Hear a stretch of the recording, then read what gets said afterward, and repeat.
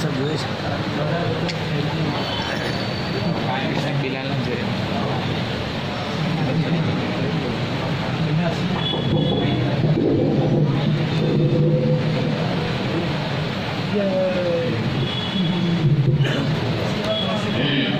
الحمد لله وحده والصلاة والسلام على من لا نبي بعده.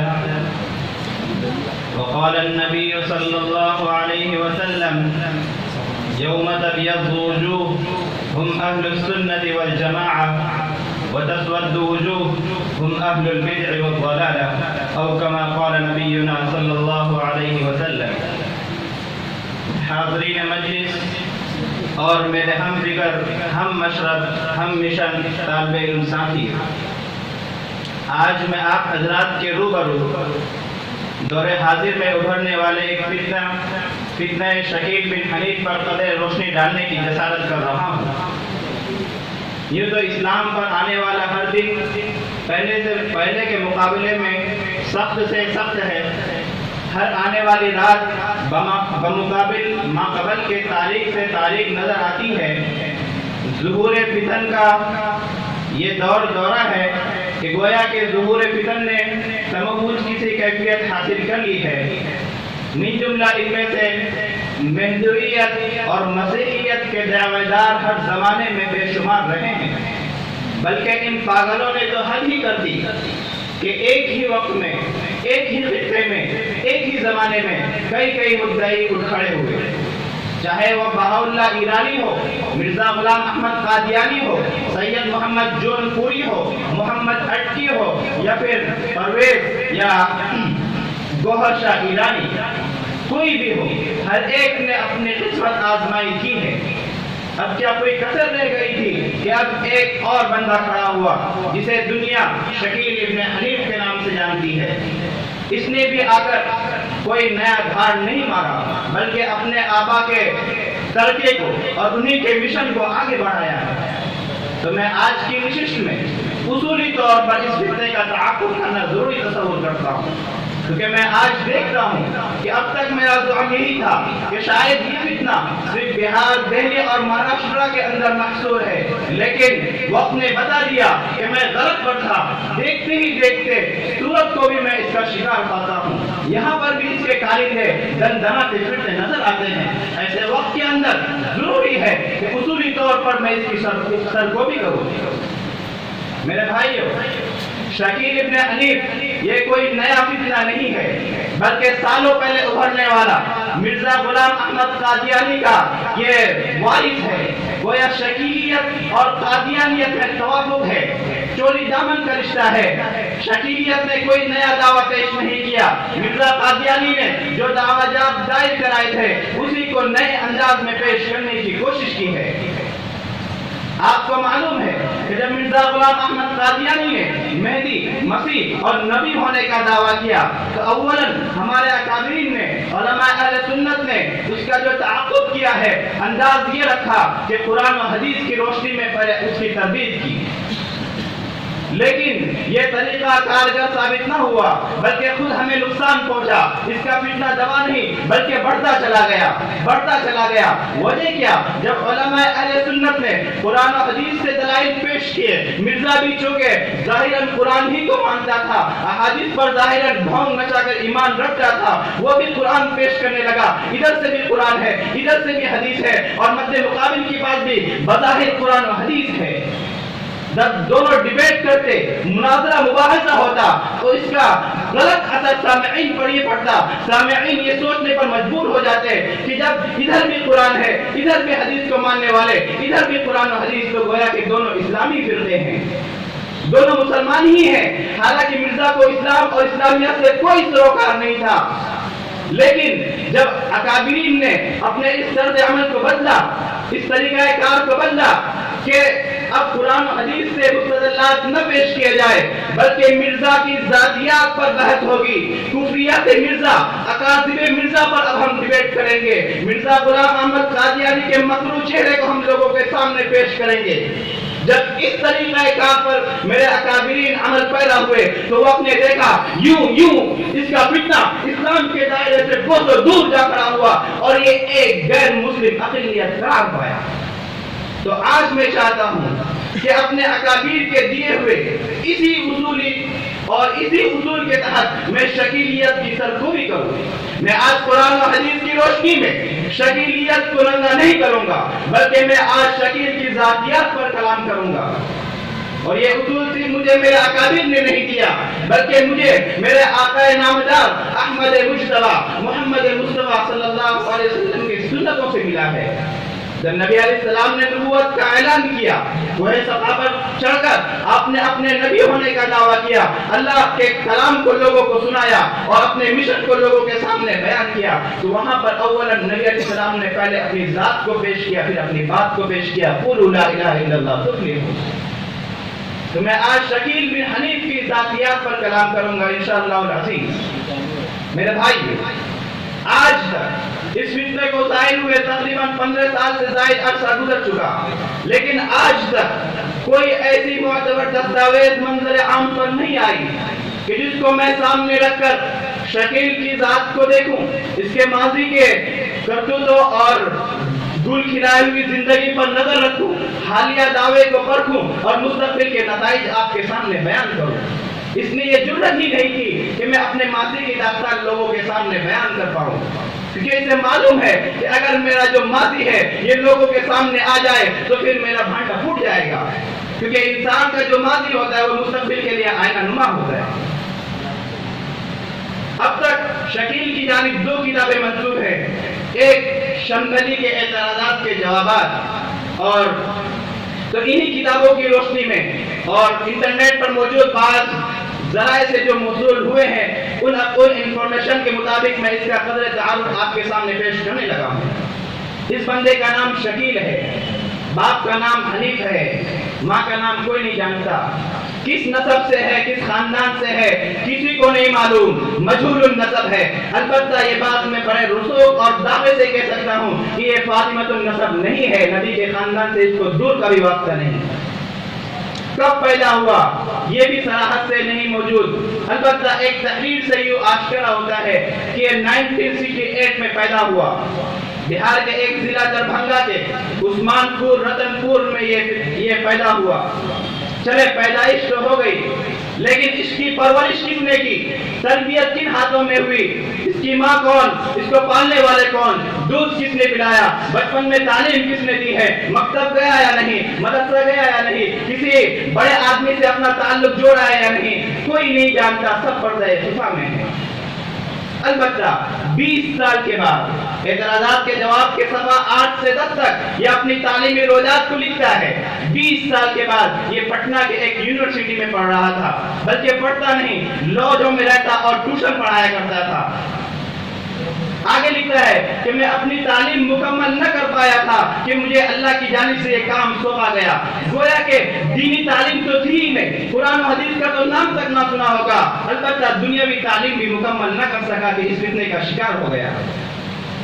شاید آپ سوچ رہے ہوں گے کہ شاید اس کے والد بھی اس کی تربیت کی ہوگی، کیونکہ والد تو معروف ہے، والد کا نام تو آپ نے ابھی بیان کیا، والد نے تربیت کی ہوگی۔ تو نہیں، یہ بھی آپ کی خام خیالی ہے۔ خود صفحہ 10 پر لکھتا ہے کہ میرا باپ جو تھا یہ دیندار نہیں تھا، دنیا دار تھا۔ باپ کی خواہش یہ تھی کہ میں بچپن سے ہی ان کو پیسہ کما کر دیتا، دنیاوی تعلیم سے بھی مجھے دور رکھنا چاہتا تھا، اچھے جائے کہ اس کو مدارس میں داخل کرتا۔ تو یہ اس کی علمی حیثیت ہے۔ آگے چلے کہ اس نے جو 2 کتابیں لکھی، اللہ جانے اس نے لکھی یا کسی سے لکھوائی، صرف صفحہ اول پر اپنا نام لکھ دیا۔ اس کتاب کے ہر صفحے پر لفظی غلطیاں بھی ہے، معنوی غلطیاں بھی ہے۔ میرا سوال یہ ہے کہ جو بندہ خود کو مہدی ہونے کا دعویٰ کرے، خود کو مسیح ہونا بتلائے، جو یوں کہے کہ میں رب کی جانب سے بھیجا گیا ہوں، میں رب کا نمائندہ ہوں، مجھے اللہ نے اس کام کے سپرد کیا ہے، تو سوال یہ ہے کہ اس بندے کے کتاب میں جھوٹ کی آمیزش کیوں؟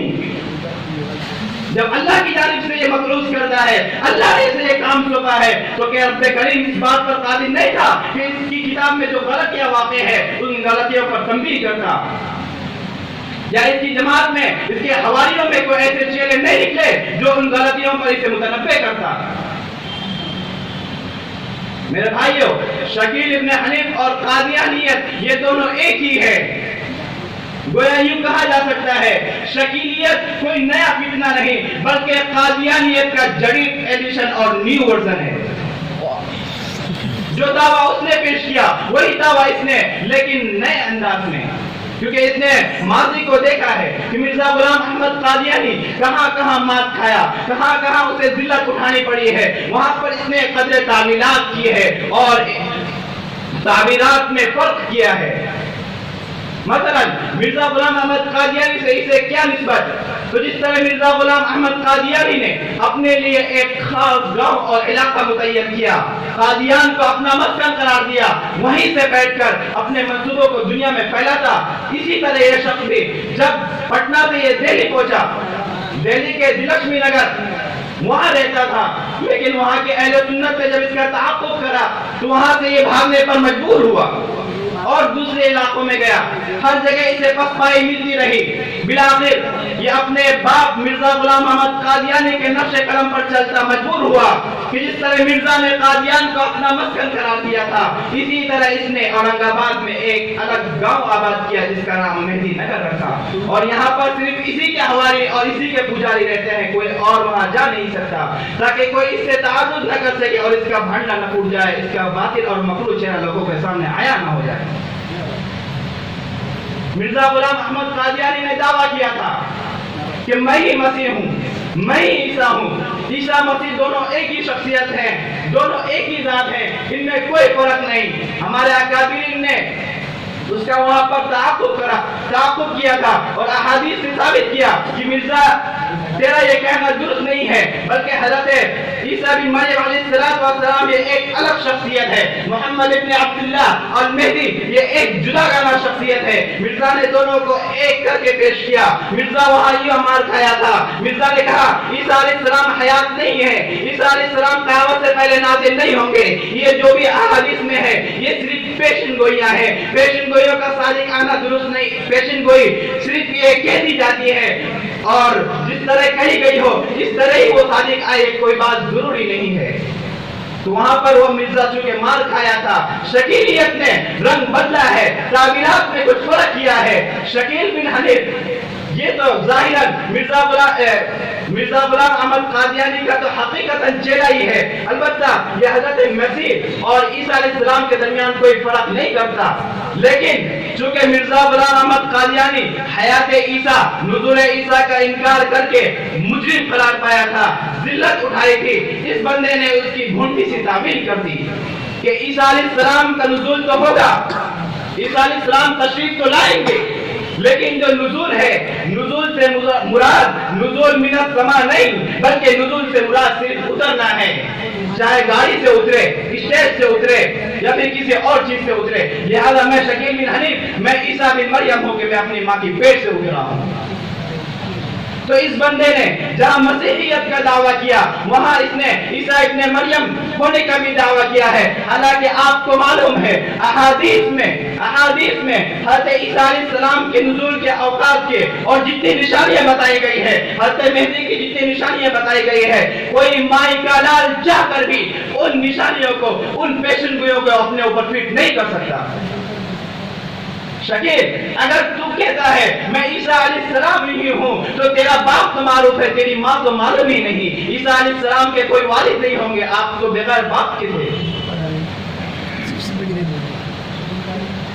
تو میرے بھائیوں, اس بندے نے صرف مسیح ہونے اور عیسیٰ ہونے کا دعویٰ نہیں کیا بلکہ پس پردہ نبوت کا بھی اعلان کیا ہے, کیونکہ آپ کو معلوم ہے کہ جب حضرت عیسیٰ علیہ السلام اس دنیا میں تشریف لائیں گے تو آپ وصف نبوت کے ساتھ متصف ہوں گے. ایسا نہیں ہوگا کہ حضرت عیسیٰ علیہ السلام تشریف تو لائیں, آسمان سے آپ کا نزول تو ہو, لیکن آپ نبی نہ ہو. نہیں, آپ نبی بھی ہوں گے. تو اس بھونڈے نے, اس کانے نے جہاں پر عیسیٰ بن مریم ہونے کا دعویٰ کیا, مسیح اور مہدی ہونے کا دعویٰ کیا, پس پردہ نبوت کا بھی اعلان کیا ہے. تو پھر اب اس کے کافر ہونے پر کیا شک باقی رہ جاتا ہے؟ آخر میں اس فتنے کا شرعی حکم کیا ہے یہ بتا کر اپنی بات کو ختم کروں گا تاکہ آپ محسوس کریں کہ اس کے تعاقب کرنے کی کتنی ضرورت ہے. کیا اسے مسلمان اور اسلام سے ادنا ملابست بھی ہے یا نہیں؟ میرے بھائیوں, آپ کو یہ بات تو معلوم ہی ہے کہ ضروریات دین کا انکار کرنا یہ کفر ہے. جو بندہ ضروریات دین کا منکر ہو وہ اسلام سے دور کا بھی واسطہ نہیں رکھتا. اسی طرح یہ بھی معلوم ہوگا کہ ضروریات دین میں کوئی ایسی تعویل کرنا کہ جس سے اس کا اجمالی مفہوم بدل جائے. امت اور 14 سال سے جو مفہوم لوگ لیتے آ رہے ہیں اس مفہوم میں بالکل خرابی آ جائے, برعکس مفہوم نکل جائے, یہ بھی کفر ہے, کیونکہ یہ تعویل نہیں بلکہ تحریف ہے.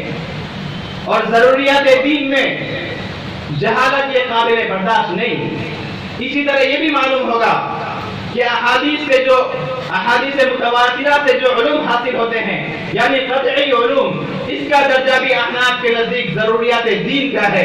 جو قطعیات کا منکر ہو وہ بھی کافر ہے. جب آپ نے پہلا مقدمہ سمجھ لیا کہ ضروریات دین کا منکر کافر, قطعیات کا منکر کافر, احادیث متواترہ سے ثابت ہونے والا علوم چونکہ قطعی ہے اور یہ قطعی ضرورت دین کے درجے میں ہے, جو ضرورت دین کا منکر ہو وہ کافر ہوتا ہے. دوسرا مقدمہ سنیں, عیسیٰ علیہ السلام یعنی نزول عیسیٰ کا جو عقیدہ ہے یہ احادیث متواترہ سے ثابت ہے. حضرت مہدی علیہ السلام کے ظہور کے جو علامات بیان کیے گئے ہیں, ظہور مہدی کا جو عقیدہ ہے یہ معنی متواتر ہے. گویا کہ نفس مہدی یہ یقینی طور پر قطعی طور پر ظہور ہونا یہ قطعیات میں سے ہے. جب یہ دونوں متواترات اور قطعیات میں سے ہوئے گویا کہ اس کا درجہ ضروریات دین کا ہوا اور ضروریات دین کا منکر کافر ہے. چونکہ یہ شکیل بن حنیف حضرت عیسیٰ علیہ السلام کا بھی انکار کرتا ہے, مہدی علیہ السلام کا بھی انکار کرتا ہے, گویا کہ یہ ضروریات دین کا منکر ہے. جو ضروریات دین کا منکر ہو اسلام سے کوئی واسطہ نہیں, اس کے کفر میں کوئی شک باقی نہیں رہ جاتا. آخر میں اللہ رب العزت سے دعا ہے کہ اللہ تعالی ہم مسلمانوں کو ان فتنوں سے محفوظ رکھے اور ایمان کی سلامتی کے ساتھ ہمارا خاتمہ کرے. وآخر دعوانا ان الحمد للہ رب العالمین.